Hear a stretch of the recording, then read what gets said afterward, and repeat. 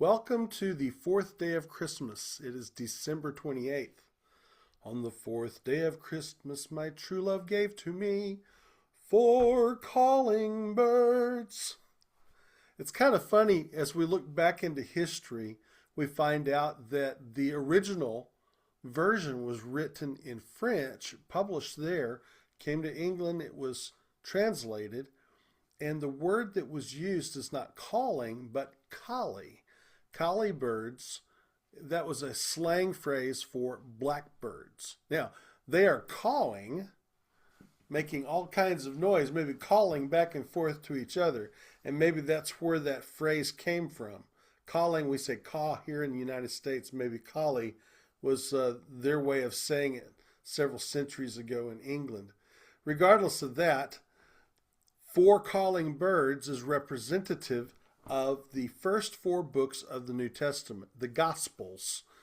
They have the Gospel according to Matthew, Mark, Luke, and John. Now, Matthew and John, we know because they were of the 12 apostles. The Gospel according to Mark is actually the Gospel of Peter, written by John Mark, who we know in the story of the travels in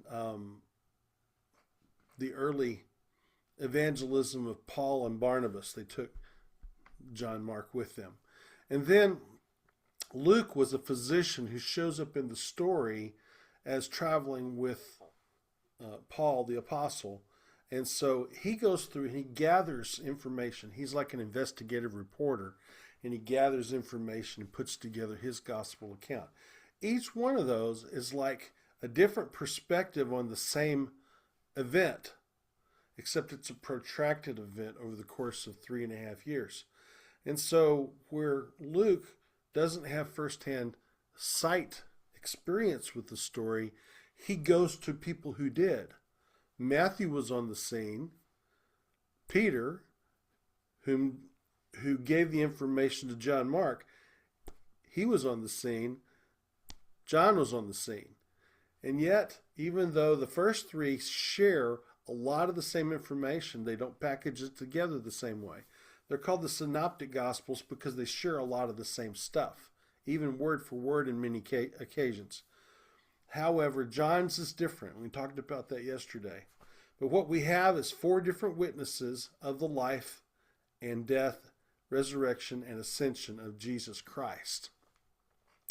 The other significant thing that happens on this day, the fourth day of Christmas, is the Catholic celebration called the Feast of the Innocents. Now, this is not a really big festive feast. It is a time of remembrance. It is a solemn feast recalling the tragic part of the Christmas story, of the narrative where King Herod, who was not a Jewish person, but he was a political king that sided with Rome, say, hey, if you let me be king over this area, then I will serve you. And, he worked it all out. But he was not a Jewish person who was in the slightest interested in their Jewish things. And so in the story, the Magi from the east, the wise men that came from the east, they show up in Jerusalem, say, hey, we saw the star from the east, and we came over here to find out where's the newborn king of the Jews. And he was going like, what? And so he's all rattled now, And so they find out and send him on to Bethlehem. Of course, he doesn't know any of this information, so he finds out. Then he has this plan. I'm going to go take care of that kid. I'm going to eliminate my competition. And so we read his response. This is in Matthew chapter 2, 16 through 18. When Herod realized that he had been outwitted by the Magi, he was furious, and he gave orders to kill all the boys in Bethlehem and its vicinity who were 2 years old and under, in accordance with the time he had learned from the Magi. Then what was said through the prophet Jeremiah was fulfilled. A voice is heard in Ramah, weeping and great mourning, Rachel weeping for her children and refusing to be comforted because they are no more.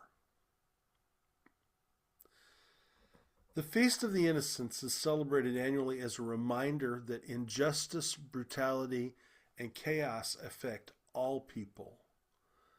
It is particularly painful and shocking when it happens to children.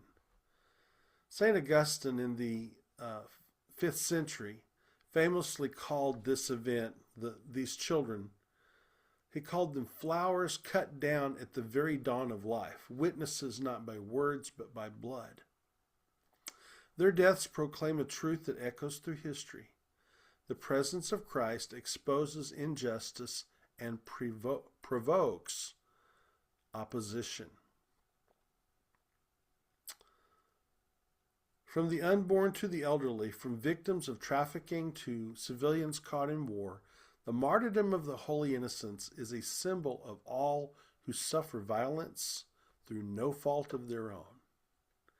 It's tragic, it hurts, and we want to cry out, say, "Why, God?"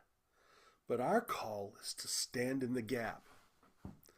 So the next time we sing about 4 calling birds, let's become collie birds that vocalize the good news of Jesus Christ and embolden ourselves to stand up for those who cannot stand up for themselves. Become the hands and feet, eyes and ears, and the presence and voice of the Lord in a world that needs the Lord Jesus Christ in tangible and redemptive ways. Merry Christmas.